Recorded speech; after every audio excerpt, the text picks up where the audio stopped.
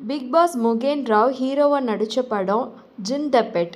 இது ஒரு comedy horror fantasy movie. Hero மலேசியாவில் ஒரு மியூசிக் பேண்டில் 5 வருஷம் கான்ட்ராக்டில் ஒர்க் பண்ணிவிட்டு இந்தியா ரிட்டர்ன் ஆகுறாரு. அப்போ ஒரு ஆன்டிக் ஷாப்லேருந்து ஒரு ஜின்னை பெட்டாக வாங்கிட்டு வராரு. ஜின்னுன்றது ஒரு பேய். அதை நம்ம பக்கத்துலேயே வச்சுக்கிட்டோம்னா அதுக்கு நமக்கு குட் லக் கொண்டு வரும்னு சொல்லி அந்த கடைக்காரன் அந்த பாக்ஸை முகேன் ராவ் கிட்ட கொடுக்குறான். இந்தியா வர முகேன் ராவ் அந்த ஜின்னை பற்றி அவனோட ஃபேமிலி கிட்ட சொல்லி அதை வீட்லேயே வச்சு வளர்த்துறாங்க.